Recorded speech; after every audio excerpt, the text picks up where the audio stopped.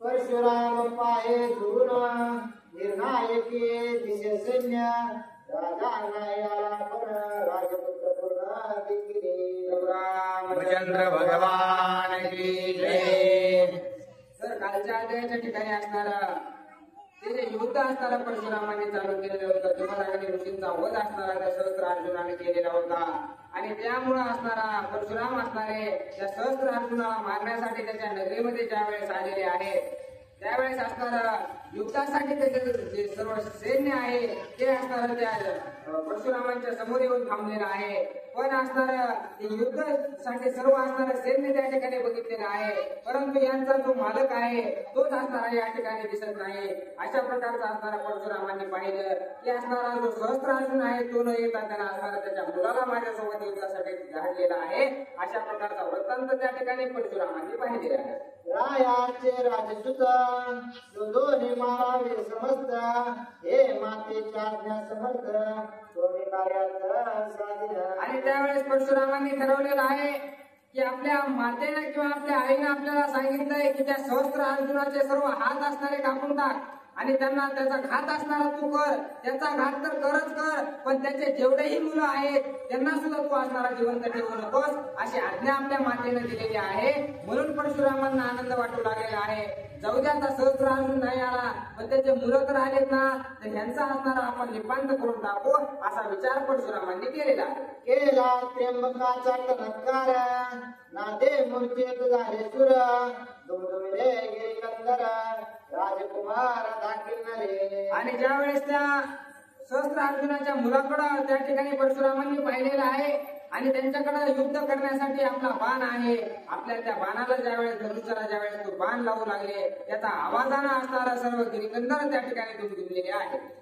दाखे दचकला प्रधान उभा ठेला धैर्य धरून सैन्य उभ्या उभ्या सांगितली प्राण चमत्कार पूर्ण. आणि ते काही साधा सुद्धा धनुष्य बाण असणारा नव्हता, तो असणारा धनुष्य जो होता तो असणारा ते धनुष्य स्वतः शिवांचा असणारा महादेवाचं धनुष्य होतं. त्याची ज्यावेळेस दुरी वडलेली आहे त्यावेळेस त्याचा आवाज एवढा मोठा झालेला आहे की तो जो सहस्त्र अर्जुनाचा जो सेवक सहस्त्र अर्जुनाचा जो प्रधान होता तो सुद्धा असणारा लटलट कापू लागलेला आहे. बाण सोडला से मुख केले गज मारले निशेष रथांचे छेदून आख वाजीची मस्तके फोडले. आणि ज्यावेळेस असणारा परशुरामांनी तो त्या धनुष्याला बाण लावलेला सोडलेला आहे त्यांना असणारा अनेकांचा घात त्या ठिकाणी केलेला आहे. आणि जे काही सहस्त्र अर्जुनाचे मुलं त्या ठिकाणी आलेले होते त्यांच्या रथाचे चाक मोडण्याचं काम असणारं त्या ठिकाणी परशुरामांच्या बाणाने केलेलं आहे. बाण पिसारा सुटला वारा कोटे कोटे रंवरा उडवून नेले अंबरा वरिला विरा आवर. आणि तो बाण ज्या वेळेस असणारा परशुरामांनी सोडलेला आहे सोडल्याबरोबर त्याचा वारा असणारा एवढा त्या सैन्याला लागलेला आहे की कोट्यवधी सैन्य असणार वाऱ्या पाचोळ्यासारखं असणार त्या नुसतं बाणाच्या वाऱ्यानं उडून गेलेलं आहे. वरील वेर तळी पडत तळे दुराचूर होत रतांग भारे आढळत तिने पीठ होत सुरांचे. आणि त्या बाणाचा वारा असणारा एवढा वारा झालेला आहे की जे असणारे गगनामध्ये उडालेले आहेत ते असणारे ज्या वेळेस खाली पडू लागले त्यावेळेस ते खालचं सुद्धा सैन्य असणारं मरू लागलेलं आहे. रथ सुद्धा उचलू असणारं त्या ठिकाणी रणांगणामध्ये पडू लागलेले आहे, त्यांचं सुद्धा पीठ असणारं त्या ठिकाणी होऊ लागलेलं आहे. बाण सोडले संपूर्ण आवरते पडले सैन्य जो जिकडे सरे चुकवून तिकडेची बाण खडतरते. आणि अशा प्रकारचे बाण परशुरामाने सोडलेले आहेत. कुठं सांध्यात जरी लपून बसलेलं सैन्य असलं तरी बाण त्या ठिकाणी जाऊन असणारा त्याचा घात करू लागलेला आहे. अशा प्रकारचं सामर्थ्य परशुराम दाखवत आहे. दाके दाके गाया बेने आडवे ओढवते ओढणे ओढणे फोडणे बाणे सर्वांग संपूर्ण वेदने. आणि ज्या वेळेस असणारं ते बाण आपल्याला रुकतील म्हणून असणारं कुणी आपल्या हातातील शस्त्र अस्त्र पुढं करू लागलेलं आहे, परंतु अस्त्रांचा सुद्धा घात करून असणारं ते बाण असणारे त्यांचे कुणाचं डोकं फोडू लागलेलं आहे, कुणाच्या हृदयामध्ये घुसू लागलेलं आहे. अशा प्रकारची महामारी असणारे त्या रणांगणामध्ये परशुरामांनी त्या सहस्त्र अर्जुनाच्या सेनेची आणलेली आहे. रामे मांडली रणकळे शिरांची केले चेंडूबळे राजे मारले आतुरबळे उदिरांजुळे प्राशती भूते. आणि त्यावेळेस असणारा परशुरामांनी अशा प्रकारचं रणकंदन त्या ठिकाणी मांडलेलं आहे की असणारे सर्वांचे मुंडके उडून जशा प्रकारे चेंडू फळे आपण खेळतो तसे असणारे ते मुंडके त्या रणांगणामध्ये उडू लागलेले आहेत. सैन्या देखोनी महामार खळबळले राजकुमार प्रधान दाविणले समोर अति दुर्धारण्य जयोधे. आणि ज्यावेळेस आपल्या सेनेची अशी दुर्दशा झालेली त्या सहस्त्र अर्जुनाच्या मुलानं पाहिलेलं आहे त्यावेळेस असणारे त्याचे प्रधान आणि त्याचे मुलं असणारे त्या ठिकाणी परशुरामांसोबत युद्ध करण्यासाठी असणारे परशुरामांच्या समोर असणारे उभे राहिलेले आहेत. बाणांची आजडाळा प्रधान उडविला रोकडा निर्वोने टाकीला राया पुढा मस्तकीतला पडून मेला. आणि ज्यावेळेस असणारा तो प्रधान त्या सहस्त्र अर्जुनाचा त्या ठिकाणी युद्ध करण्यासाठी परशुरामांसमोर आला एका बाणात असणारा त्याला असं गगनात उडवलेलं आहे की तो तिथून उडून असणारा थेट असणारा सहस्त्र अर्जुनाच्या पायावर येऊन पडलेला आहे आणि पडल्याबरोबर त्याचा डोका असणारा फुटलेला आहे आणि जाग्यावर प्राण असणारा त्या सहस्त्र अर्जुनाचा प्रधान असा गेलेला आहे. चंड आणि प्रचंड हे युद्ध केले वितंड त्यांचे छेदुनिया बाहुदंड डोळींचे मुंड पाडिले. आणि युद्धासाठी असणारे तिथं अनेक महान असणारे वीर आलेले होते. चंडमुंड नावाचे असणारे शूर योद्धे असणारे त्या ठिकाणी रणांगणामध्ये आले होते. त्यांचा सुद्धा घात असणारा परशुरामांनी केलेला आहे. दोघे पाडिले अति दुर्धर रे उठला हाकार हाक देत्यांचे छेदी वक्र विरे वेराटिले. आणि सर्व हाहाकार असणारा त्या ठिकाणी माजलेला आहे. सर्वजण मोठमोठ्याने ओरडू लागलेले आहेत. आता काळ कुणी आपल्याला वाचवणार नाही अशा प्रकारचं बोलण्यासाठी ज्या वेळेस तोंड ओरडू लागलेले आहेत तोंडात सुद्धा असणारा बाण त्या ठिकाणी परशुराम मारू लागलेले आहेत. माग लक्षिले राजकुमार हे चालले अति दुर्धर युद्ध चाले घोरांधर शास्त्रास्त्र लागवे. आणि त्यावेळेस असणार जे काही त्या सहस्त्र अर्जुनाचे मुलं होते ते आपल्या सेनेचे हाल पाहून युद्धासाठी उभे राहिलेले आहेत.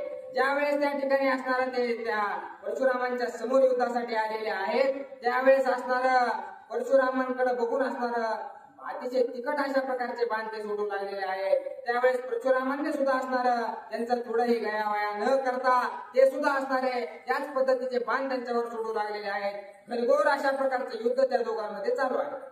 बाणे बाणांचे तोडीत शस्त्रे शस्त्रांचे जोडीत अस्त्रे अस्त्रांचे मोडीत मग उडीत निर्वाण शस्त्रे. आणि बाणानं बाणाचा घात त्या ठिकाणी परशुरामजी करू लागलेले आहेत. जर शस्त्रानं घात केला तर शस्त्रानं त्याचा घात असणारा चुकू लागलेला आहे. अशा प्रकारचं महान युद्ध असणारं त्या दोघांमध्ये चालू झालेलं आहे.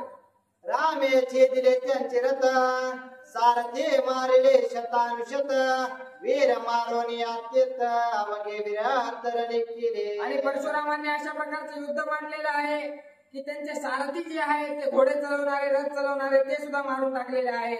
रथाचा सुद्धा असणारा चकनाचूर केलेला आहे. घोड्यासहित सर्व हत्यांचा सुद्धा त्या सर्व सेनेचा असणारा निपान त्या ठिकाणी परशुरामजीने केलेला आहे. जेवढं सैन्य आलं होतं त्या सर्वांचा असणारा घात त्या ठिकाणी परशुरामजी करतात. अंतकांत कारदचंद्रे निशेष छेदले त्यांची शस्त्रे सवेची निवटलेली शिरे अवनिर्देर प्रवाहे. आणि जे कोणी हातामध्ये शस्त्र घेऊन युद्धासाठी समोर आलेले होते त्यांचे सुद्धा बाणाच्या सहाय्याने शिर उडवून टाकले म्हणजे मुंडके उडवून टाकण्याचं काम परशुरामजीने केले.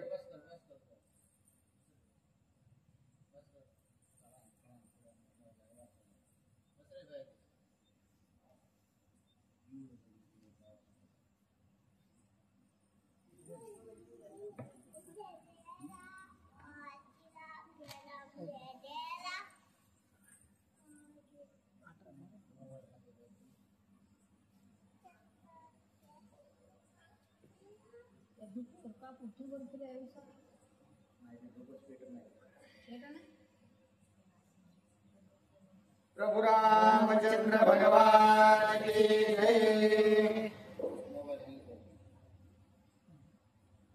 राजपुत्र पडता क्षिती पडल्या वीरांच्या पांती रामे रणीला विघाती केली शांती सर्वांची. आणि त्या ठिकाणी असणाऱ्या त्या सहस्त्र अर्जुनाच्या मुलांचा सुद्धा घात असणारा त्या ठिकाणी परशुरामांनी केलेला आहे. ज्यावेळेस असणार त्याचं सैन्य त्या त्या सहस्रार्जुनाच्या मुलांचा घात त्या सैन्याने पाहिलेला आहे, त्यावेळेस ते आता चळचळ कापू लागलेले आहेत. आता आपला सुद्धा अंत निश्चितच जवळ आलेला आहे. कुणालाही हे परशुराम सोडत नाहीत, म्हणून असताना ते सेना त्या ठिकाणाहून इकडे तिकडे पळ काढू लागलेली आहे. रणांगणात जे आले ते निशेष निर्धारिले, गुंब सांगावया नाही उरले राम केले निक्षत्री. आणि जे युद्धासाठी त्या ठिकाणी परशुरामांसोबत आलेले होते, एकही माणूस असणारा त्या ठिकाणी परशुरामाने जिवंत सोडलेला नाही. निक्षत्रिय अशा प्रकारचं त्या ठिकाणी एकही युद्धासाठी त्यांनी समोर ठेवलेला नाही. साधं जाऊन मोठमोठ्यानं बोंबलून सांगायला सुद्धा एक माणूस त्या ठिकाणी त्या परशुरामांनी उरू दिलेला नाही, असं सामर्थ्य त्या ठिकाणी दाखवलं. अश्व गजरथ पद पदाती अतिरथी महारथी जे आले युद्धाप्रती त्यांची समूळ शांती भार्गवे केली. हत्ती रथ या सर्वांमध्ये बसून असणारे जे सैन्य आलेलं होतं, कुणी पायदळ आलेलं होतं, कुणी चालत आलेलं होतं, सर्व प्रकारचं सैन्य असणारं त्या ठिकाणी परशुरामांनी नाहीसं केलेलं आहे. सर्वांचा घात त्या ठिकाणी केलेला आहे. प्रधान पडला राजभवनी पुत्र पडिले रणांगणी, राजा शोभला ऐकोनी युद्धाला गोनी उठावला. अर्जुनाची या ठिकाणी अवस्था असणार, प्रधान त्याच्या असणारा पायावर येऊन पडलेला होता. सर्व वार्ता त्याला कळालेली होती. आपले मुलं सुद्धा असणारे त्या ठिकाणी युद्ध करताना त्या रणांगणामध्ये असणार निपांत पावलेले आहेत, मेलेले आहेत. ही वार्ता कळाल्या बरोबर त्याला अतिशय दुःख वाटू लागलेलं आहे. सैन्य निमाले समर्थ उरले पार्षद 500, राजा एकाकी उदात बैसला त्वरित रथावरी. आणि आपली दुर्दशा अशा प्रकारची त्या परशुरामांना मांडलेली आहे हे कळाल्या बरोबर असणार सहस्रार्जुन युद्धासाठी असणारे सज्ज झालेले आहेत, पाहू लागलेले आहेत. आपलं सैन्य किती आहे तर फक्त 500 लोक असणारे त्यांच्या जवळ होते. त्या 500 लोकांना घेऊन असणाऱ्या युद्धासाठी ते सहस्रार्जुन सज्ज झालेले आहेत आणि आपल्या रथामध्ये बसून युद्धभूमीकडे जाऊ लागले. राजा म्हणे विचार करी, राजा म्हणे करी विचार, म्या गाई ब्राह्मणाला विले शस्त्र, तिने मी झालो अपयश पात्र, आता करावे क्षात्र धर्मे. आणि आपण क्षत्रिय धर्मात जन्माला आलेलो आहोत. आता आपण या ठिकाणाहून पळू शकत नाही. मान्य आहे 500 लोक आपल्याकडे राहिलेले आहेत, परंतु युद्ध आपल्याला निश्चितच करावं लागणार आहे. आणि आपण हे सर्व काही आपल्याच असणाऱ्या पापाचे भोग आपण भोगू लागलेलो आहोत. कारण आपण जर त्या ब्राह्मणाची हत्या केली नसती, आपण जर त्या गौमातेवर शस्त्र उचललं नसतं तर ही अवस्था आपली झाली नसती. आता निश्चितच आपल्याला विजय मिळणार नाही, परंतु आपण क्षत्रिय आहोत. आपल्याला युद्ध करून असणारं सर्व काही त्या ठिकाणी सामर्थ्य दाखवावं लागणार आहे. असा विचार करून परशुरामांकडे असणारा तो सहस्रार्जुन निघालेला आहे. दावी नक्षात्र धर्मरणी परशुराम त्रासीन बाणी, कटाक्ष भिडेन रणांगणी निज निर्वाणी युधार्थी. आपल्याला विजय मिळणार नाही हे तर मनातून वाटतंय, परंतु तरीही असणार दुर्गौर अशा प्रकारचं युद्ध मी त्या परशुरामासोबत करेल. परशुरामांना बाणानं असणारं छेदून टाकण्याचं कार्य करेल असा आवेश मनात धरून असणारा युद्धभूमीकडे निघाल. तो सूड मागेल पित्याचा, मी सूड घेईन पुत्रांचा, पाव पराक्रम दोहींचा, गरजोनी वाचा उठावला. असणारा सहस्रार्जुन असणारे ताकद आणू लागलेले आहेत, म्हणू लागलेले आहेत की मान्य मी त्याच्या वडिलांचा घात केला होता, परंतु त्यालाही आता माझे मुलं मारलेले आहेत. तो जर म्हणला की तू माझ्या पित्याला का मारलंस, तर मी त्याला म्हणणार आहे की तू माझ्या लेकरांना का मारलंस, म्हणून आता युद्ध करायला कारण मला सुद्धा आहे, असं म्हणून असणारा सहस्रार्जुन युद्धाच्या ठिकाणी निघालेला आहे. परशुराम सतेज बोले, जेवोन्या घर घेतले, हेतुवाची दुष्टाचाच केले, निर्वैरा मारिले जमदाग्नी. आणि त्यावेळेस असणारा परशुरामजी असणारा त्या सहस्रार्जुनाला बोलू लागलेले आहेत, म्हणू लागलेले आहेत, तुला असणारा थोडी तरी लाज जनाची नाही म्हणायची आहे का? अरे तुला जेवायला घरात ज्यानं बोलवलं त्याचाच घात असणारा तू केलास, आणि ज्याच्या असणाऱ्या घरामध्ये जेवण केलंस ते जमदाग्नी ऋषी. कसल्याही प्रकारचा त्यांचा दोष नव्हता ना. त्यांची जर काही चूक असती तर असणारं साहजिक होतं. काहीही चूक नसताना असणारा त्या ठिकाणी तू ब्राह्मणाची हत्या केलेली आहेस, आता तुला कोणीही वाचवू शकत नाही असं परशुराम बोलतात. जमदाग्नीने सांडीला कोप, त्यावर तो केला प्रताप, वृथा करीसी बळाचा जल्प, तू अति अल्प लघुत्वे. आणि अतिशय अल्प म्हणजे असणारा तू काही लय मोठा नाहीस, मुंगी किड्यासारखा आहेस. तू असणारा त्या ठिकाणी जमदाग्नी ऋषीवर असणारा शस्त्रास्त्र चालवलेस. अरे ज्याच्याकडे कसल्याही प्रकारचा राग नाही, ज्याला किती काहीही केलं तरी असणारा तो तुला साधा उलटा शाप सुद्धा देऊ शकणार नाही, अशा एखाद्या निर्बल माणसासोबत असणारा तू युद्ध केलंस.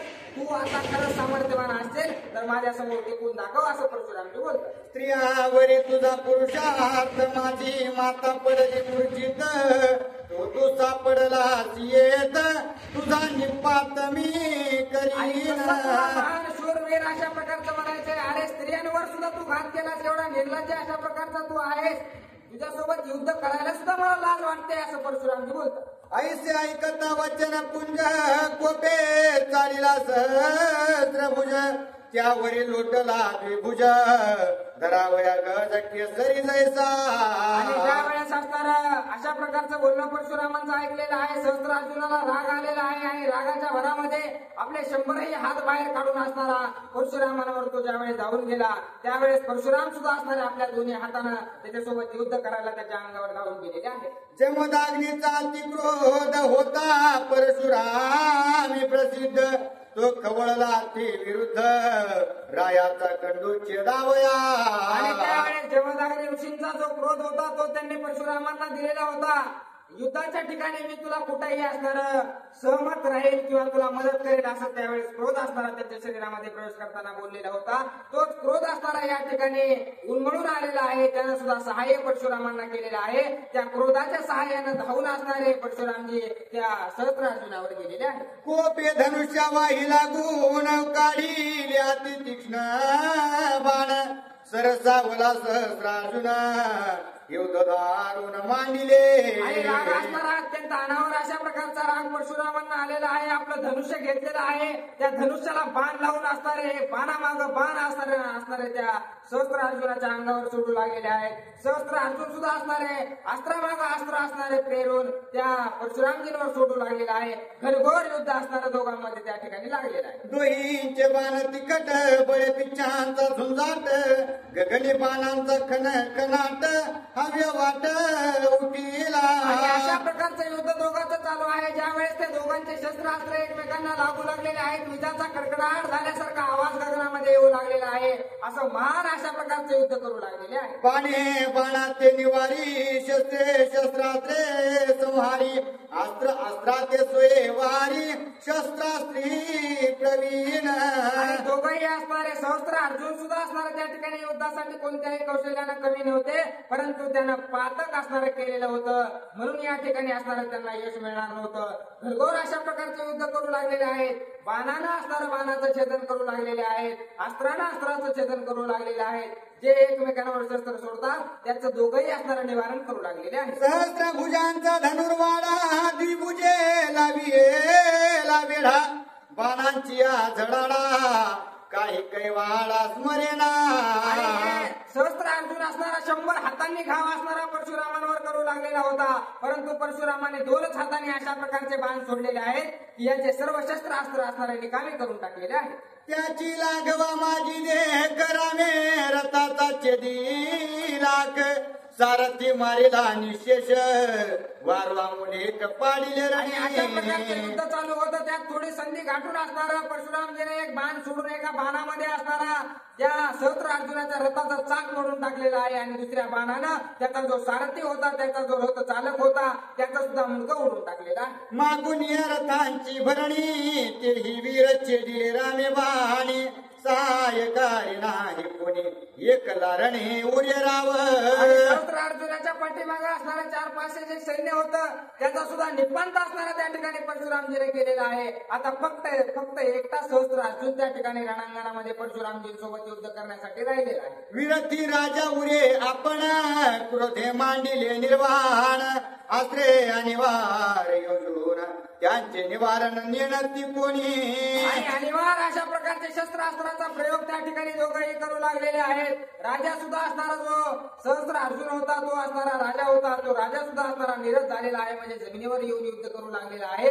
दोघंही एकमेकांवर असे शस्त्र टाकू लागलेले आहेत की ज्याचा घात कोणी सहन करू शकत नाही, असं महान घनघोर युद्ध ते करू.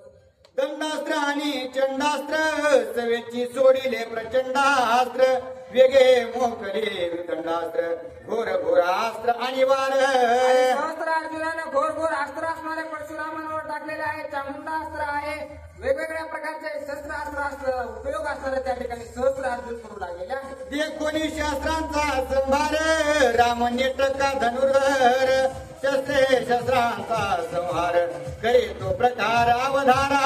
आणि कशा प्रकारे परशुरामजीनं त्यांनी जे चामुंडा नावाचे शस्त्रास्त्र सोडलेले होते, वेगवेगळ्या प्रकारचे असणारे शस्त्रास्त्र सोडले, त्याचं निवारण परशुरामजीने कसं केलेलं आहे ते तुम्ही ऐका, असं ग्रंथकर्ते सांगतात. दंडे दंडिले दंडास्त्रा खंडे खंडिले खंडास्त्रा चेंडे छेदिले प्रचंडास्त्रा छेदिले घोरास्त्र अघोरास्त्रे.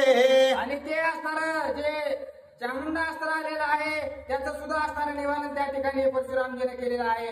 सर्व जे शस्त्रास्त्र आले त्यांचं निवारण त्या ठिकाणी परशुरामजीने केलं. निर्वाणास्त्रे समस्त रामे केली हात वाताहात मग आणि वाराती अत्यंत ते चामुंडास्त्र घेतले राये. त्यावेळेस निर्वाण अस्त्र त्या ठिकाणी सहस्त्र अर्जुनानं सोडलेलं आहे, त्याचा सुद्धा असणारा निपांत त्या ठिकाणी परशुरामजीने केलेला आहे. मग आता कोणतंही शस्त्रास्त्र परशुरामांवर काम करत नाही, म्हणून असणारा त्यांनी चामुंडा नावाचं अस्त्र असणारा हातामध्ये परशुरामजींवर प्रयोग करण्यासाठी घेतलेला आहे. यापासून कसं परशुराम वाचतात अशा प्रकारचा विचार, आणि याच शस्त्रास्त्रानं जगदंबा मातेवर सुद्धा घाव त्यानं केलेला होता. त्या या शस्त्राच्या जीवावरच असणारं रेणुका मातेने त्या ठिकाणी स्वतःचा प्राण सोडलेला होता किंवा घायाळ झालेल्या होत्या. याच शस्त्रास्त्राचा प्रयोग असणारा या ठिकाणी परशुरामजींवर तो सहस्त्र अर्जुन करू लागलेला आहे. पूर्वी मर्दिले चंड मुंडासी ते चामुंडास्त्र हातवासी राम आव्हानी काळी केसी चामुंडा दासी तियेची. आणि पूर्वी असणारा चंड आणि मुंड नावाच्या राक्षसांचा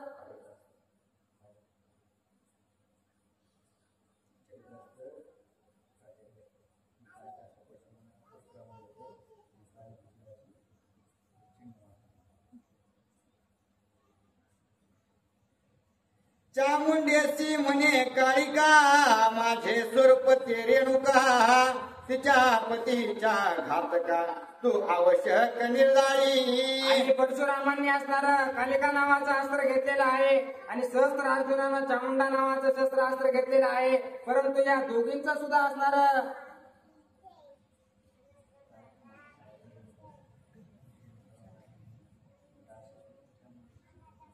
आणि कालिका मातेचा अवतार जो आहे तोच असणारा रेणुका मातेचा सुद्धा अवतार आहे. म्हणून असणारा या दोघींचंही एकमेकांवर असणारं आतोनात अशा प्रकारचं प्रेम होतं. पण तेच शस्त्र अस्त्र असणारे हे दोघंही या ठिकाणी वापरू लागलेले होते. कारण असणारं या सहस्त्र अर्जुनानं चामुंडा अस्त्राचा उपयोग केलेला होता आणि परशुरामांना असणारा कालिका नावाच्या शस्त्राचा उपयोग केलेला होता. आणि हे दोन्ही शस्त्र अस्त्र ज्यांनी दिलेले होते यांना त्यांचे सुद्धा असणारे एकमेकांसोबत अतिशय आनंदाचे नाते होते असं असणारं ग्रंथकर्ते सांगतात. चामुंडा काळिकेची दासी हे सत्य न मानेल जासी ती पहावे सप्तशतीसी चंड मुंडासी जेथे वदिले.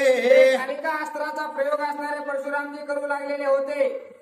ते असणारं जी कालिका मातेनं त्यांना ते शस्त्रास्त्र दिलेलं होतं आणि त्या कालिका मातेची दासी असणारी ही चामुंडा होती. आणि ते चामुंडा नावाचं जे शस्त्र होतं ते असणारं त्या चामुंडा देवीला असणारं या ठिकाणी सहस्त्र अर्जुनाला दिलेलं होतं.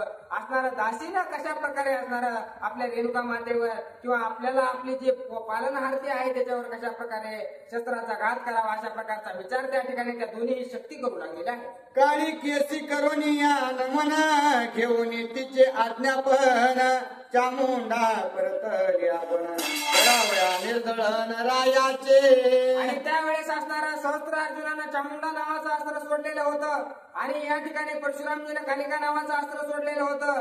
पण असणारं कालिका मातेची दासी असणारी ती चामुंडा होती. त्यामुळे असणारं कशा प्रकारे असणारं आपल्या मालकाचा वध करावा किंवा आपल्या देवीचा वध करावा यानं काय पाप केलेलं आहे हे सर्व त्या चामुंडा अस्त्राला माहित होतं. म्हणून त्या परशुरामांच्या शस्त्रास्त्राचा घात करण्यापेक्षा त्याच ठिकाणाहून असणारं ते चामुंडा अस्त्र परत फिरलेलं आहे आणि त्या सहस्त्र अर्जुनाच्या दिशेनेच त्याला मारण्यासाठी जाऊ लागले. लागलेला आहे. चामुंडा वळली उपराटी सहस्रार्जुन देखे दृष्टी माझी आश्रे लाडकी मदची पाठी धाके पोटी गजबजीला. आणि त्यावेळेस असताना ते आपलं अस्त्र माघारी फिरलेलं त्यानं पाहिलेलं आहे. त्यावेळेस चामुंडा मातेनं आपल्याकडे असणारं मुख फिरवलेलं आहे हे असणारं त्या सहस्रार्जुनाला कळालेलं आहे आणि मनामध्ये चलबिचल चलबिचल असे त्याच्या होऊ लागलेले आहे. चामुंडेचे निवारण माझे मी नेणे आपण अवश्य मजा आले मरण धाके संपूर्ण कापत. आणि धाकानं लटलट लटलट कापू लागलेलं आहे. कारण या शस्त्राचा उपयोग करायचा मला माहिती होता परंतु याचं निवारण कसं करायचं हे मी शिकलो नाही म्हणून आता माझा निश्चितच घात आलेला आहे असं सहस्रार्जुन म्हणू लागलेले आहे. रामे त्याची क्षणा माझारी परशु घेवनी करी सहस्र बाहूंची कांडोरी धरणीवरी पाडी. आणि त्यावेळेस असणाऱ्या परशुरामजीनं त्यावेळेस परश नावाचं जे अस्त्र त्यांना गणपतीनं ते परशुरामाचं जे अस्त्र आहे त्यालाच असणारा कुऱ्हाड म्हणतात. तेच कुऱ्हाड असणारा घेऊन त्या ठिकाणी त्या सहस्रार्जुनाला खाली पडून असणारा त्याचा त्या ठिकाणी घात केलेला आहे. साधो निर्वाणीचा आहो मग मस्तकी घातला घावो तिने खाये महाबाहो पडीला पाहावो क्षिती तळी. आणि एक घाव असणारा त्यांनी डोक्यामध्ये केलेला आहे. डोक्यामध्ये घाव घातल्या बरोबर जागीच असणारा त्या ठिकाणी त्या सहस्रार्जुनाचा प्राण असणारा गेलेला आहे. शिर उडाले अंतराळी जिवे परशुरामासी ओवाळी मग उतरले पाया जवळी चरणांची धुळी वंदावया. त्यावेळेस परशुरामांनी घात केला त्यावेळेस असताना त्यांचं जे मुंडकं आहे सहस्रार्जुनाचं ते गगनामध्ये उडालेलं आहे आणि उडून परशुरामांच्या पायाजवळ येऊन पडलेलं आहे. सर्वावे आदरी स्तुती मी गो ब्राह्मण परम घाती त्यामद शस्त्रधारा तीर्थी पाप निष्कृती निज करे केली. आणि त्यावेळेस परशुरामांची स्तुती असणारा ते जे मुंडकं येऊन परशुरामजीच्या पायावर पडलं होतं ते करू लागलेलं आहे म्हणू लागलेलं आहे की मी असणारा ब्राह्मणांचा घात केला मी त्या गौमातेचा असणारा तिच्यावर शस्त्रास्त्र चालवले मी अतिशय महापातकी आहे त्याचा असणारा तुम्ही उद्धार या ठिकाणी परशुरामजी केलेला आहे असं ते असणारं सहस्रार्जुनाचं जे शिर होतं ते असणारं परशुरामजीला बोलू लागलेलं आहे. छेदीला सहस्र भुजांचा भार छेदीला माझा अहंकार छेदीला वासना संभार जीवोद्धार तुवा केला. तुम्ही या ठिकाणी असणारं माझे जे 100 हाताचं ओझं माझ्यावर होतं ते असणारं या ठिकाणी नाहीसं केलेलं आहे. सर्व कामातून सर्व असणाऱ्या गोष्टीतून मला या ठिकाणी क्रोधातून अहंपणातून स्वार्थातून सर्व गोष्टीतून तुम्ही मला निर्मुक्त केलं. खरंच तुम्ही धन्य आहात असं बोलू लागलेले आहे. छेदिले माझे कर्म कर्म छेदिले माझे धर्म धर्म छेदोनी माझा मोह भ्रम ब्रह्म परम मज केले. माझा मोह भ्रम सर्व वासना सर्व काही तुम्ही या ठिकाणी छेदून टाकलेलं आहे. या सर्व छेदून असणारा तुम्ही मला पूर्ण परब्रह्म अशा प्रकारचं केलेलं आहे. अशा प्रकारे परशुरामजीला सहस्रार्जुनाचं ते शिर बोलू लागलेलं आहे.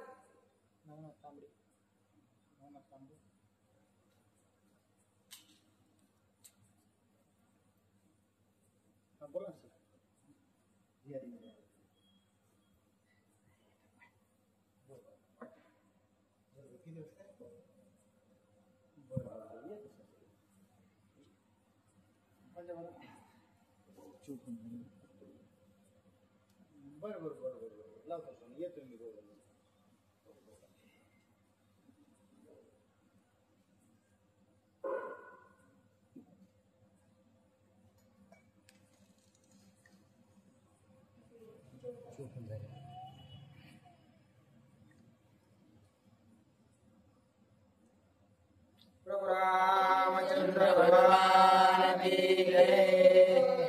हनुमान महाराज की जय. शांति ब्रह्म एकनाथ महाराज की जय. देवता माता की जय. छेदिले माझे नाव रूप छेदिले माझे पुण्य पाप छेदनिया संकल्प विकल्प ब्रह्म निर्विकल्प मज केले. आणि माझ्यातील जे काही पाप होतं, पुण्य होतं, शरीर होतं, ते सर्व छादन असणारं तुम्ही या ठिकाणी केलेलं आहे किंवा सर्व असणारं नाहीसं या ठिकाणी तुम्ही केलेलं आहे आणि पूर्ण परब्रह्माची प्राप्ती असणारी या ठिकाणी परशुरामचंद्रा तुम्ही मला करून दिलेले आहे. धन्य अशा प्रकारचे तुम्ही आहात असं त्या ठिकाणी ते सहस्त्र अर्जुनाचं शिर परशुरामांना बोलू लागलेलं आहे. छेदिले अहंसपाना निशे छेदिले विपना छेदोनी एक तत्वाचे कल्पना ब्रह्म परिपूर्ण मज केले. आणि माझ्यातील अहम सोहम कोहम अशा प्रकारचे जे भाव आहेत त्यांचं सुद्धा छादन या ठिकाणी तुम्ही केलेलं आहे. ते सुद्धा माझ्यातील सर्व तुम्ही काढून टाकण्याचं कार्य केलेलं आहे. मला मुक्त अशा प्रकारचं तुम्ही केलेलं आहे. जी मुक्ती असणारे सहजासहजी कुणालाच प्राप्त होत नाही ती मुक्ती असणारे द्यायचं काम तुम्ही या ठिकाणी केलेलं आहे. धन्य अशा प्रकारचे तुम्ही आहात असं बोलतो. ऐशी करीती स्तवना प्रेमे पूर्ण झाले नयना मस्तकी वंदुनी चरण सांडिला प्राण सहस्र अर्जुनी. आणि अशा प्रकारची स्तुती असणारे त्या ठिकाणी परशुरामजीची केलेली आहे. त्यांना धन्यवाद असणारा दिलेला आहे. डोळ्याला पाणी असणारं सहस्त्रार्जुनाच्या आलेलं आहे आणि अशा प्रकारे बोलून त्यांचा नमस्कार त्या ठिकाणी सहस्त्रार्जुनाच्या शिराने केलेला आहे आणि त्याच ठिकाणी प्राण असणारा त्या शिरातून सुद्धा त्यांच्या मुंडक्यातून सुद्धा निघून गेलेला आहे. मातेची आज्ञा ती सादर पहिले छेदिले सहस्त्र कर मग छेदावे त्याचे शिर तोची प्रकार रामे केला. आणि जशा प्रकारे रेणुका मातेने आज्ञा असणारी परशुरामांना दिली होती की आधी त्याचे 100 हात असणारे छाटून टाक आणि ते टाकल्याच्या नंतर त्याचं मुंडकं उडव. अशा प्रकारे जसं सांगितलं होतं तसंच असणारं त्या ठिकाणी परशुरामांनी करून दाखवलेलं आहे. अशा प्रकारचा वृत्तांत त्या ठिकाणी घडला.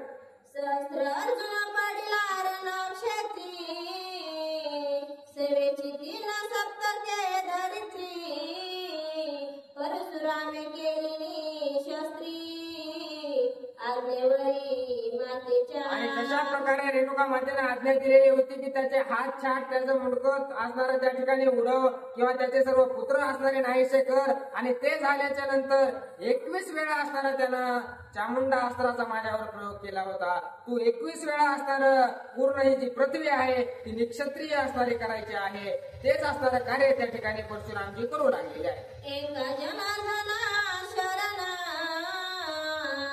झाले रेणुका पुराणा आता एका जनार्दना शरणा झाले रेणुका पुराणा आता जानकीचे लग्न सावधान अवधारा. आणि असणारे एकनाथ महाराज आपल्या गुरुला शरण जाऊन सांगू लागलेले आहेत की रेणुका मातेचं जे काही पुराण होतं किंवा जी काही असणारी रेणुका मातेची कहाणी होती ती सर्व काही सांगितलेली आहे. आणि हे सांगण्यामागचं उद्देश अशा प्रकारचं होतं की असणारं ज्या ठिकाणी आपल्या सीतामातेचा स्वयंवर होणार आहे, ज्या ठिकाणी सीतामातेचं लग्न होणार आहे, त्या ठिकाणी जे शिवधनुष्य आलेलं आहे ते नेमकं कुठून आलं, ते असणारं महादेवाचं होतं. ते कशा प्रकारे परशुरामजीकडे आलं आणि ते कशा प्रकारे असणारं जनक राजाला प्राप्त झालं ही कथा तुम्हाला कळावी त्यासाठी असणारा हा वृत्तांत तुम्हाला या ठिकाणी सांगितलेला आहे. हा काही व्यर्थ तुम्हाला सांगितलेला नाही असं एकनाथ महाराज बोलू लागलेले आहे. सांगता धनुष्य प्रकरण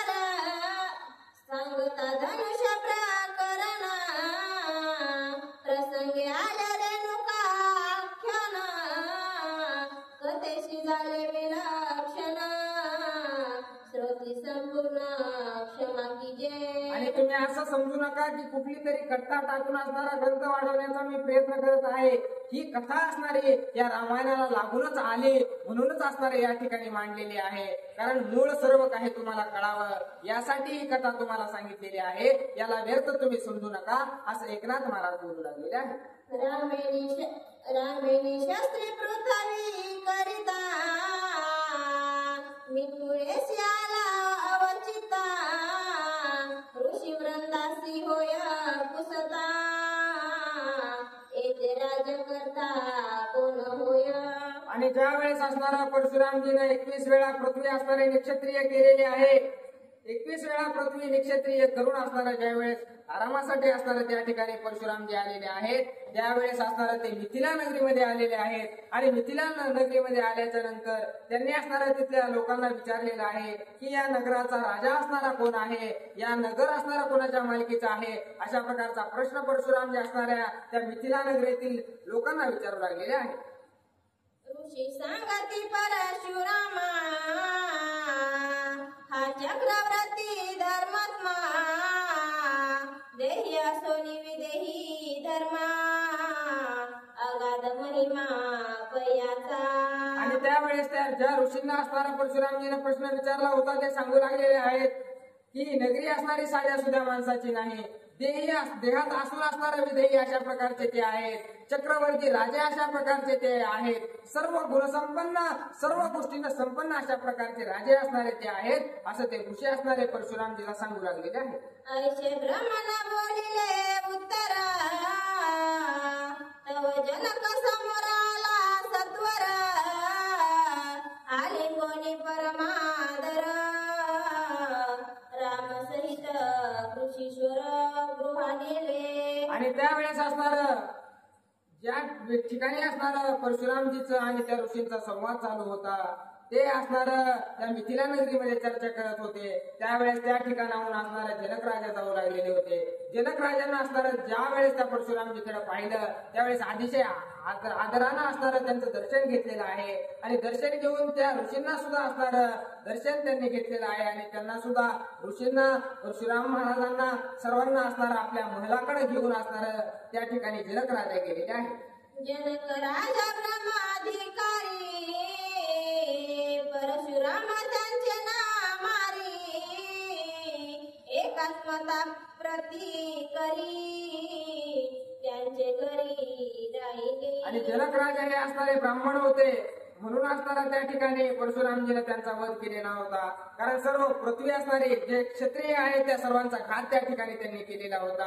आणि त्या ठिकाणी असणारा जनक राजा असणार हे सात्विक धर्माचे अशा प्रकारचे होते म्हणून त्यांना कसल्याही प्रकारची इजा असणारे परशुरामजीने त्या ठिकाणी पोहोचवलेली होती. त्यांच्या महलामध्ये असणारे त्या ठिकाणी परशुरामजी आणि ते सर्व त्यांच्या सोबतचे सहकारी घेऊन असणारे जनक राजा गेलेले आहेत. जनके परशुरामासी राहाविले भोजनासी राम सवे अपार कृषी जनके त्यासी निमंत्रिले. आणि त्यावेळेस असणारं परशुरामजीचं आदर आतिथ्य असणारं त्या ठिकाणी जनक राजाने केलेलं आहे आणि विनंती केलेली आहे की गुरुवर्या तुम्ही असणारा माझ्या राज्यामध्ये आलेले आहात, मग आता काय करा, जेवण वगैरे करणार, सर्व जेवण वगैरे करूनच तुम्ही असणारे या ठिकाणाहून जा, तुम्ही या ठिकाणी 4-2 दिवस राहा, अशा प्रकारची विनंती जनक राजाने असणारा परशुरामजीला केलेली आहे. तुमच्या बरोबरच असणारं सर्व ऋषींना सुद्धा मला जेवण घालणं होईल, एवढंच पुण्य माझ्या पदरात पडेल, अशा प्रकारचे जनक राजा असणारं त्या ठिकाणी परशुरामजींना बोलू लागले.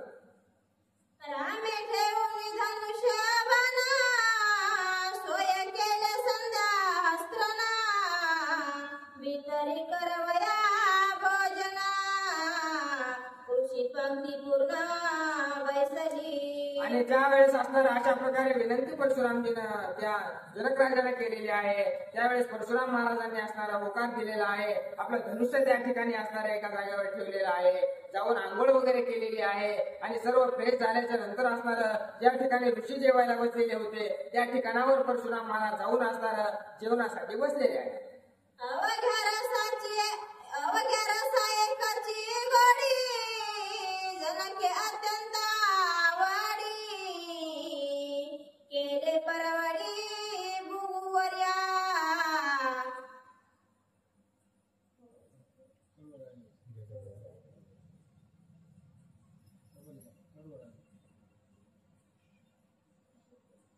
देखताची परिपक्वना देखने देखती निजनयना दृश्य द्रष्टानी दर्शना समरसे लोचन सुखी झाले. आणि ज्यावेळेस असणाऱ्या जनक राजानं त्या ऋषींना त्या परशुरामांना सर्वांना ताट वाढलेले आहे त्या ताटातील नुसतं अन्न बघूनच असणार मनाची तृप्ती असणारी त्यांची झालेली आहे, पोट भरल्यासारखी अवस्था त्यांची झालेली आहे. मग काय काय पंचपक्वान्न त्या ताटामध्ये असतील याचा विचार असणारा करू शकत नाहीत. अशा प्रकारे त्या ठिकाणी असणारा ग्रंथकर्ते बोलत आहे.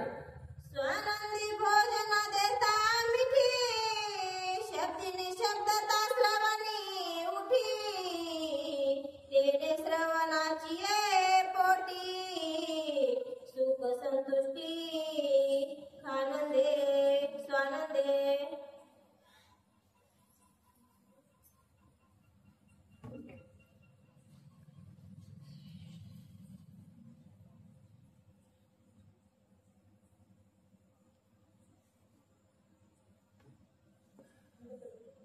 रामचंद्र भगवान की जय.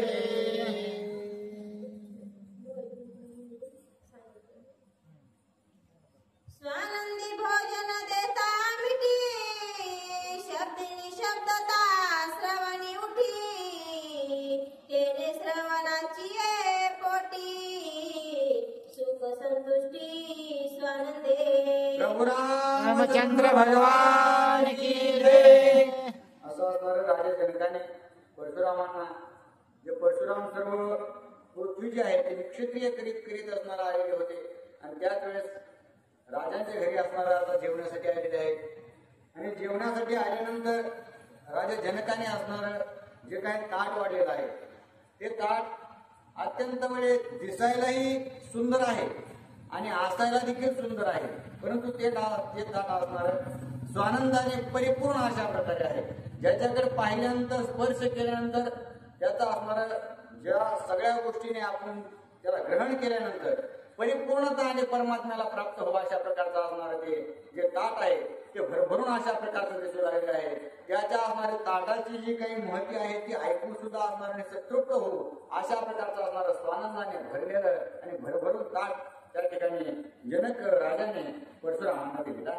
या परिपक्वनाचा वासा, सावय समरसी परेश, तो येताची सुवास, सुख उल्हास उराणासी. आणि ज्या वेळेस ते पदार्थ परशुरामांच्या असणाऱ्या पुढे ताटात मांडलेले आहेत आणि त्यांचा जो काही सुगंध आहे त्या सुगंध घेतल्याबरोबर असणारं जसं काही परमात्म्याचेच असणारी अनुभूती आपल्याला येऊ लागली अशा प्रकारचा असणारा अनुभव त्या ठिकाणी आनंद आणि उल्हास त्या भोजनामुळे होऊ लागलेला आहे. ते सदन स्पर्शता, हाताळीय कर्म त्वता, शुद्धा तृप्ता नित्य तृप्ता, क्रिया चित्तत्वा सोय झाली. आणि ज्यावेळेस आता जे काही पंच ज्ञानेंद्रिय आहे ज्याच्यामुळे आपल्याला कोणत्याही गोष्टीचं ज्ञान अवगत होतं ते ज्ञानेंद्रिय असणारं पूर्णतः त्या ठिकाणी सुखी होऊन पुन्हा असणारं त्याचं ग्रहण जे आहे ते होऊ लागलेलं आहे. आणि आता आपण जे हात आहेत त्या हात स्पर्श ही असणारी त्वचेची म्हणजे त्वचा ही एक ज्ञानेंद्रिय आहे आणि त्याच्यामुळे हाताने ज्या वेळेस त्या अन्नाला स्पर्श केला गेला त्यावेळेस हे असणारा कर्मेंद्रिय म्हणून हाताला गणलं जातं आणि या हाताने जे काही चांगलेही कर्म केले आणि वाईटही कर्म केले या दोन्ही कर्माची निवृत्ती करण्याचं काम ते अन्न स्वानंद रूपी अन्न असणार करू लागलेलं आहे. आणि अशा प्रकारे सर्व गोष्टींनी परिपूर्ण आनंदित होऊन जे ब्राह्मण वगैरे किंवा परशुराम ते भोजनाला बसलेले होते ते सर्व असणारा त्या जेवणाचा स्वाद घेऊ लागलेले आहे. तो सेविता चिरस्वाद, तो सेविता चिरस्वाद, रसने माझी निजानंद, उदरी कोंदला ब्रह्मानंद, सावया स्वानंद रसास्वादी. आणि ज्या वेळेस आता असणारा जी काही आपली जीव आहे त्या जीवेने असणारा खात असताना त्या जिभेला जो काही जी काही असणारी चव लागू लागलेली आहे आणि ते खाल्ल्यानंतर आपल्या उदरामध्ये जे काही जाऊ लागलेलं आहे त्या जाण्यामुळं असणाऱ्या परमानंदाची प्राप्ती आणि परम सुख प्राप्त झाल्यासारखं त्या सर्व साधू वृंदांना त्या ठिकाणी वाटू लागलेलं आहे. ऐशे करिता भोजन, मने मनाची उन्मना, समाधासी समाधान, अन्नाची चैतन्य सोय झाले. आणि ज्या प्रकारे अशा प्रकारचं स्वानंद रूपी ताट असणारं राजा जनकाने त्या सर्व साधूंना वाढलेलं आहे, परशुरामांना वाढलेलं आहे.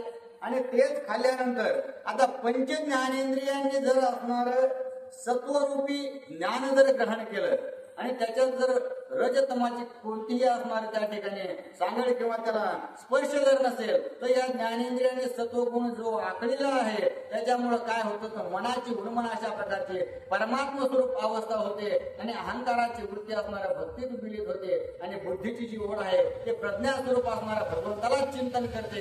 अशा प्रकारचं स्वरूप असणार त्या सर्वांनी ज्यावेळेस परशुरामासहित अनुभवलं त्यावेळेस असणार अशा प्रकारचा ताटाचा अनुभव घेऊन किंवा त्या अन्नाचा अनुभव घेऊन सगळे अति आनंदित झालेले आहे. सकळ साधने शिवरी लवना तव तृप्ती झाली संपूर्ण श्रीरामे पंक्ती साधे भोजन अन्नपूर्ण सेना. आणि अशा प्रकारे असणारं ज्या वेळेचे सर्व गुणांनी युक्त असणारं जे काही भोजन आहे त्या ताटामध्ये मांडलेलं आहे आणि त्याच्यावर असणारं साधनरूपी मीठ त्या ताटात टाकलेलं आहे. आणि या सगळ्या गोष्टी करीत असताना त्याला साधनेच बदलावं लागतं किंवा निरंतरतेमध्ये बदलावं लागतं. अशा प्रकारचं मीठ त्या ताटात वाढलेलं आहे आणि आता सर्व साधू वर्ग आणि परशुराम त्या ताटाचा आस्वाद घेऊ लागले आहे. या परी सोय तृप्त झाले सोयेची संसार चलवले तृप्ती सुखे सुखी झाले स्वस्थ राहिले स्वस्थानी. आणि ज्यावेळेस अशा प्रकारच्या असणारा ताटाला सुस्वाद घेतला त्यावेळेस संसार तशा प्रकारे विदेहाची अवस्था होती राजा जनकाची. म्हणजे देहावर न राहणं देहाची असणारी अनासक्ती होणं किंवा देहावर उदास होणं तशाच प्रकारची स्थिती असणारी त्या साधुगुणांची असणारे झालेली आहे. ते सर्व असणारे अनुभव घेऊ लागलेले आहेत. अशा प्रकारे असणार त्या ठिकाणी जेवण केल्यानंतर अत्यंत तृप्त ते सर्वजण झालेले आहेत. परशुरामासहित ब्राह्मण आणि जे काही स्वास्थ्य होतं ते आता त्या ठिकाणी अत्यंत प्रभू रामचंद्रांना मिळित अशा प्रकारचं झालेलं आहे. फळाश फोडून या फोडी वासना शिरा काढून पुडी शांती परिपका पानाची विडी स्वारीला तोडी घातोडी घातली. आता जेवण जे आहे ते परिपूर्ण झालेलं आहे आणि जेवण झाल्यानंतर जो काही विडा आहे तो विडा परशुरामांना राजा जनक देऊ लागलेला आहे. परंतु जे काही असणारे सुपारी रोप आहे आपले फळ आहे किंवा ते फळ असणारं अखंड अशा प्रकारचं असतं आणि त्याचाच असणारा भोळा करून म्हणजे फळाचे आसक्ती सोडून असणार त्या ठिकाणी अनासक्त रूपी सुपारी त्या पानामध्ये टाकलेली आहे आणि पुन्हा जी वासना रूपी जो काही भेट पानाचा आहे तो काढून टाकला आणि शांती रूपी जे पान आहे अशा प्रकारचं पान असणार तयार करून त्या ठिकाणी ठेवलेलं आहे. जाणी अहंकार कठीणपणा सोहगाळी व शुद्ध चुना लागोनी शांती परिपक्वपणा तांबूळ स्वादना सुस्वादू. आणि जो चुना आहे तो चुना अत्यंत असणारा शुभ्र अशा प्रकारचा असतो. त्याच्यामध्ये असणारा कोणताही दोष नसतो. तशा प्रकारे असणारा अहंकारामध्ये दोष असतात आणि अहंकार विरहित जे काही सोहमपण आहे म्हणजे आत्मा आणि परमात्मा हे वेगळे नसून दोन्ही एकच आहे आणि ते शुद्ध अशा प्रकारचे चुन्यासारखे आहेत. आणि तोच चुना असणारा जो पान आहे किंवा शांतिरूपी जो पान आहे त्या पानावर लावलेला आहे आणि अशा प्रकारचं विडा असणारा त्या ठिकाणी जनक राजाने परशुरामासाठी बनवलेला आहे. सर्व साराचे निज सारा त्याची शेवटी खदिर सारा श्रीरंगाकार अति पवित्र तांबूळ. आणि आता सगळ्या सणाचं सार म्हणजे पानामध्ये जर काट नसेल तर ते असणारं पान म्हणूनच खायचं नाही तर ते असणारं सर्व सार असणार त्या काटात जसं प्रकारे असतं तसं नाम हे असणारं सगळं सार आहे आणि नाम सार रूपी असणारा जो कात आहे तो असणारा पानात टाकला आणि त्या ठिकाणी ते पान असणार घेतल्यानंतर किंवा खाल्ल्यानंतर श्रीरंग असणार प्रभू रामचंद्र किंवा असणारं भगवंताचं स्वरूप त्या ठिकाणी निश्चितच अशा प्रकारचं जर पान खाल्लं फळाची आसक्ती सोडावी कामनेची असणारी संगत सोडावी आणि पुन्हा असणारं जे काही साररूपी प्रभू रामचंद्राचं भगवंताचं नामस्मरण ग्रहण करावं आणि अशा प्रकारे या सर्व गोष्टी विरहित होऊन ज्यावेळेस तो विडा खाल्ला जातो त्यावेळेस निश्चितच असणार त्या ठिकाणी परमात्म्याला प्राप्त झाला जातो. कथोनी करिता अर्पिले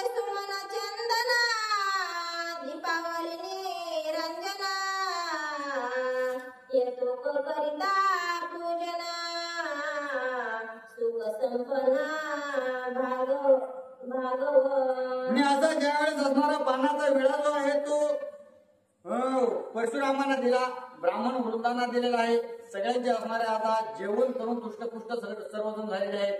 आणि त्यानंतर अत्यंत सुगंधमय अशा प्रकारची जी काही फुलं आहेत त्या फुलांचा असणारा हार बनवलेला आहे. फुलं असणारे असे काही आणलेले आहेत. आणि चंदन आणलं, त्या सर्वांना चंदन लावलेलं आहे. फुलांच्या हाराने असणारा त्यांना सन्मानित केलेले आहे. आणि ज्या काही दिवे आहेत, दिवे सगळ्या बाजूला लावलेले होते, त्या असणाऱ्या दिव्यांची असणारे रांग अत्यंत शोभून दिसू लागले. आणि पुन्हा पंचारतीने सर्व साधूंचं असणारं ओवाळणी केली. आणि ओवाळणी करून असणार पुन्हा त्या ठिकाणी जे काही पूजा बाकीची यथोक्त होती ती होकून असणाऱ्या त्या सर्वांना मोकळे केलेला.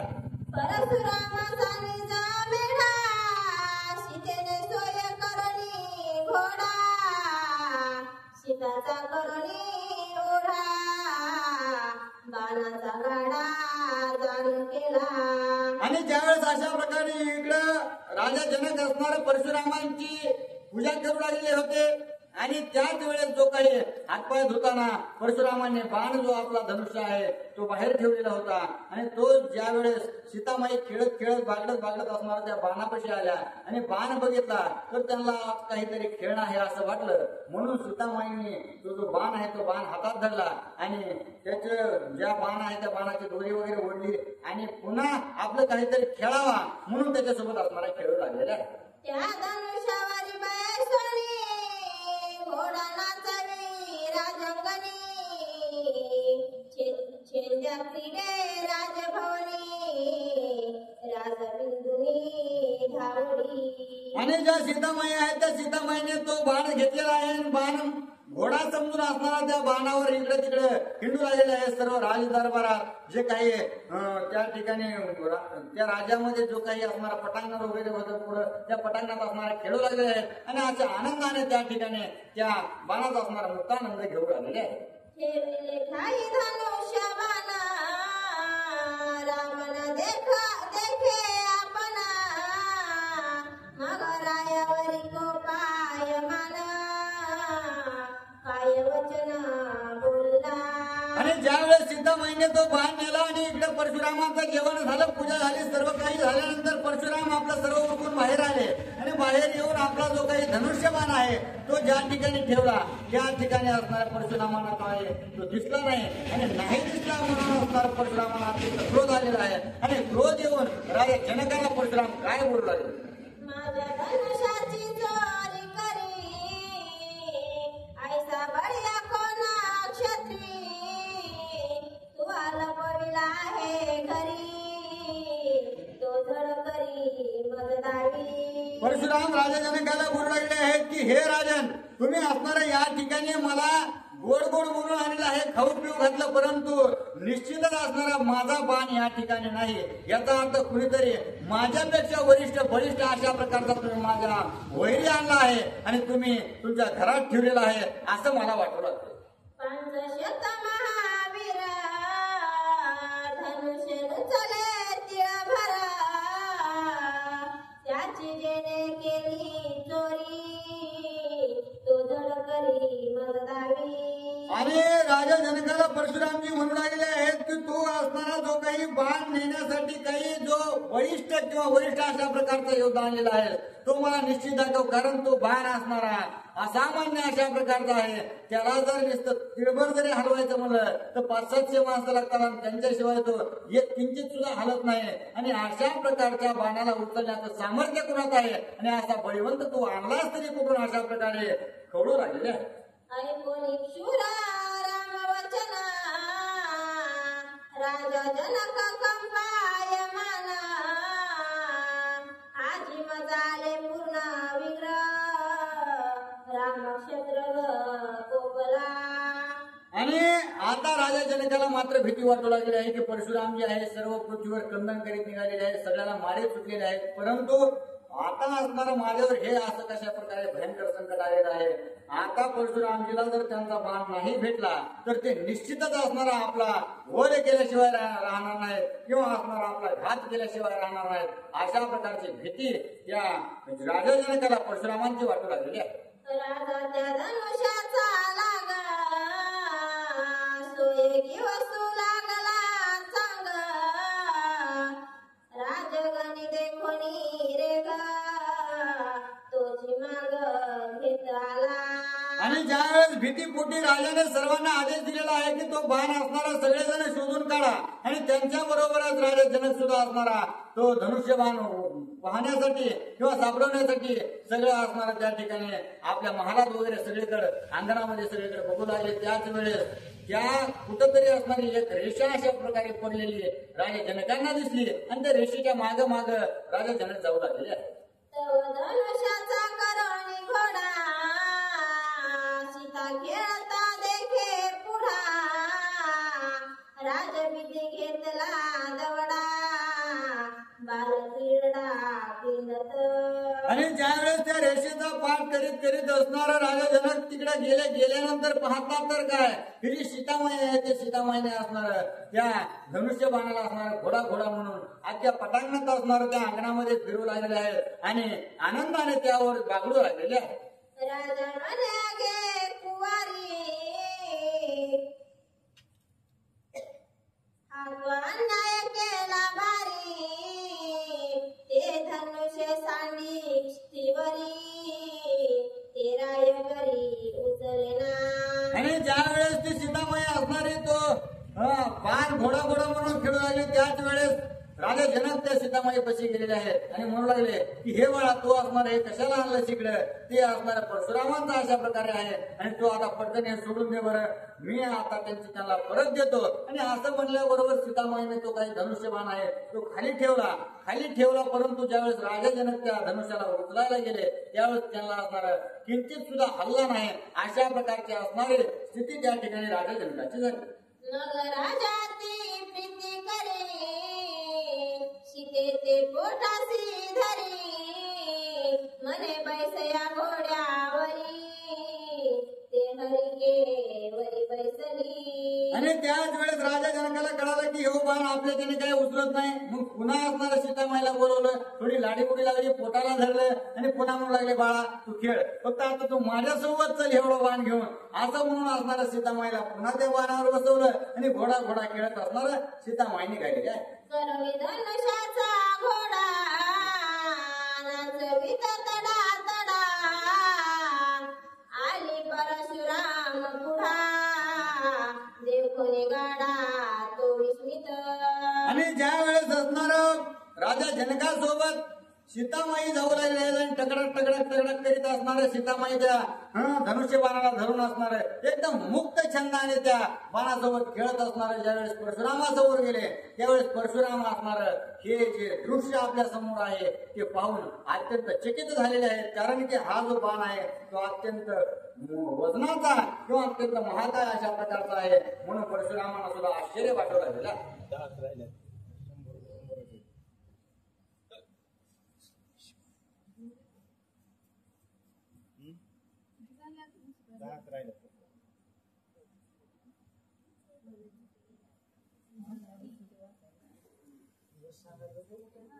काय सांगायला बसायचं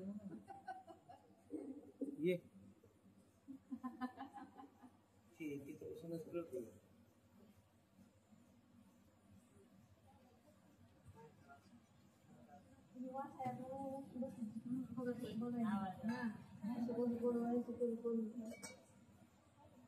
प्रभु रामचंद्र भगवान की जय. करुणी धनुष्याचा घोडा नाचवेत तडा तडा आली परशुरामा पुढा देखुनी गाडा तो विस्मित. आणि ज्यावेळेस अशा प्रकारे असणारा घोडा घोडा करून एकदम तरतर करीत असणारा सीतामाता असणाऱ्या ज्यावेळेस येऊ लागल्या परशुरामाला असणाऱ्या तिथं परशुरामाच्या अवतीभोवती फिरू लागल्या त्याच वेळेस असणाऱ्या परशुरामाने अत्यंत आश्चर्यचकित होऊन सीतामाईकडे पाहिलेलं आहे. तो म्हणे ही आदिशक्ती आणि का धनुष्य न उचले हाते इशी आधी पुरुष होईल पते आणि काशी प्राप्ती नोहेची. त्याच वेळेस परशुरामांना असणारं सीतामाईचं भविष्य कळालेलं आहे. सीतामाईकडे पाहिल्या असणारं परशुरामांनी सांगितलं की ही असणारी साधारण व्यक्ती किंवा साधारण स्त्री नाही, तर ही असणारी आदिशक्ती अशा प्रकारची आहे, जगदंबा आहे. आणि हिचा असणारा जो काही भविष्यात विवाह होईल तो आदिपुरुषाबरोबर, म्हणजे जो काही परमात्मा आहे त्या परमात्म्याशिवाय कोणासोबत होणार नाही. अशा प्रकारचं असणार जे काय अनागत भाष्य त्यांना पुढचं भविष्य त्या सीतामाईचं कळालेलं आहे. रामरायाशी पुषे विचार इशी कोण नेमिलावर तो म्हणे नाही केला निर्धार इचे स्वयंवर करणे आहे. त्याच वेळेस असणारा परशुरामांनी राजा जनकाला विचारलेलं आहे की हे राजन, तुम्ही असणारा या मुलीसाठी काही स्थळ वगैरे पहिल्यापासूनच काही नियोजित काही केलेलं नाही ना? मग तसं विचारल्याबरोबर राजा जनकाने सांगितलं की नाही आतापर्यंत तसा तरी काही विचार नाही, परंतु काहीतरी असणारं भविष्यात करण्यासाठी करावं लागेल अशा प्रकारचा विचार असणारा त्या ठिकाणी राजा जनकाने त्या परशुरामांना सांगितलेला आहे. परशुराम म्हणे रायाशी स्वयंवर करणे सीतेशी मी सांगेन त्या प्रकाराशे सर्वाशे दुर्धर. आणि त्याच वेळेस परशुरामांनी राजा जनकाला सांगितलं की असं तसं तुम्हाला स्वयंवर करायचं आहे, परंतु स्वयंवर असणारं मी जे सांगेन तशा प्रकारे स्वयंवर करा. कारण ही जी बाळ आहे ती बाळ असणारी साधारण अशा प्रकारची नाही, ती असणारी आदिमाया आदि जगदंबा अशा प्रकारची आहे. आणि त्याच्यामुळे मी जे तुम्हाला प्रकार सांगणार आहे तो असणारा अति कठीण अशा प्रकारचा आहे आणि तोच पण तुम्ही या स्वयंवरामध्ये ठेवा असा असणारा परशुरामजी राजा जनकाला सांगतात. हे आदिश्वरीचा अवतार आदि पुरुष ईश्वर मी सांगेन जो प्रकार तो सादर अवधारे. आणि ही जी असणारी आदि माया आदि जगदंबा अशा प्रकारे आहे आणि जिचा असणारा आदि अंत कोणताही असणारा नाही.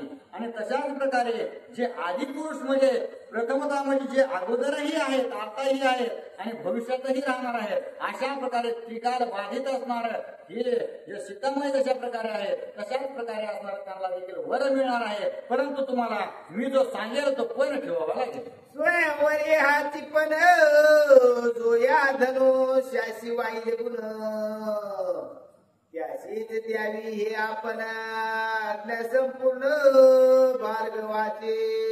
त्याच वेळेस परशुरामांनी आज्ञा केलेली आहे की हे राजा आता मी जे सांगतो ते असणारं कान टवकारून आहे का, हा जो धनुष्य या असणारा सीतामाईने इथं खेळवलेला आहे तोच धनुष्य त्या पणामध्ये ठेवायचा आणि जो या धनुष्याला दोरी लावेन तोच असणारा या सीतामाईसाठी अत्यंत उत्तम अशा प्रकारचा वर राहील अशी असणारी आज्ञा परशुरामांनी केली. तेने सीतेच्या स्वयंवराशे धनुष्य ठेविले जनकापाशे जिने धनुष्य त्रिपुराशे एके बारेशे छेदले.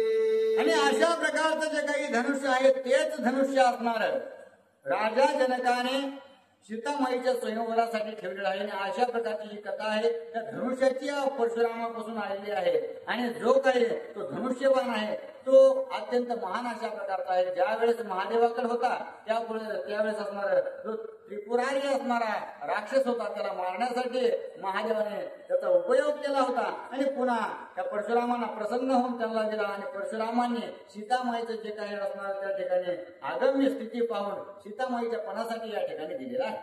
शिवे येणे धनुष्याशी विध्वंसिले दक्षिणे आगाशे पळवणे सूर नर ऋषी यज्ञभंगाशे पैकिले. आणि अशाच प्रकारे असणारा त्या ठिकाणी जे काही महादेव आहे त्या महादेवाने असणारा त्रिपुराला मारून पुन्हा असणार हा जो सर्व कारभार करून असणारा त्या ठिकाणी परशुरामांना देऊन तो विकाळलेला आहे. ये शिवाचा घेऊन करी 21 वेळा निक्षेत्रे परशुरामे केले धरित्रे ते स्वयंवरे ठेवल्या चाप. आणि त्याच नागधनुष्याने असणारे जे काही दक्ष आपले शास्त्रीय स्वरूप असणारे महादेवाचे होते आणि त्या दक्षाच्या यागामध्ये ज्यावेळेस युद्ध झालं त्याच वेळेस तिकडचे ब्राह्मण वगैरे जे काही असणारे शत्रू निवडण्याचं काम त्या महादेवांनी केलं आणि तेच करून पुन्हा परशुरामाकडे ज्यावेळेस दिलं आणि त्याच बाणाने परशुरामांनी 21 वेळा एक पृथ्वी जी आहे ते निक्षत्रिय केली. अशा प्रकारचा असणारा कथानवाद जे आहे ते शतानंद त्या ठिकाणी प्रभू रामचंद्रासहित विश्वामित्रांना सांगू लागले आहे. ये धनुष्याची मूळ वार्ता अतिशयची रसाळ कथा शब्दानंद झाला सांगता ऐकून समजता आश्चर्य. आणि अशा प्रकारे आश्चर्यवाणी जी कथा होती जी असणार ऐकल्यानंतर रोमरोमावळी खडी होईल अशा प्रकारचे असणारे जी महान कथा आहे किंवा रेणुका पुराण होतं त्या धनुष्याची असणारी कहाणी होती ते सर्व ज्यावेळेस असणाऱ्या शतानंद स्वामीने सांगितले त्यावेळेस असणारा सर्वजण आश्चर्यचकित झाले. आता जनकाचे निज घरी स्वयंवर सभेची परी जे महासभे माझारे रामप्रताप थोरे धनुर्भंगे.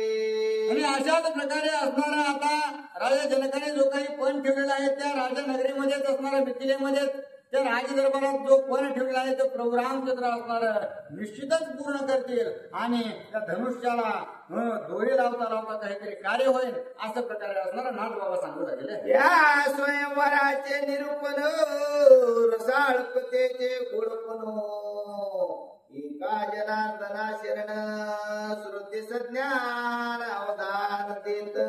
आणि अशा प्रकारची जी कथा आहे ती अत्यंत रसयुक्त अशी आहे आणि त्यामुळं जे काही ऐकणारे श्रोते देखील आहेत आणि त्यांनी सुद्धा असणारे मनपूर्वक ऐकावे अशा प्रकारे जनार्दन स्वामीला शरण जाऊन नाथ बाबा आपल्याला सांगू लागले.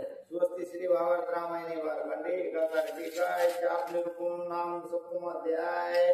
पुंडलिक वरदार विठ्ठल श्री ज्ञानदेव तुकाराम पंढरीनाथ भगवान की जय. प्रभु रामचंद्र भगवान की जय. पवन सुत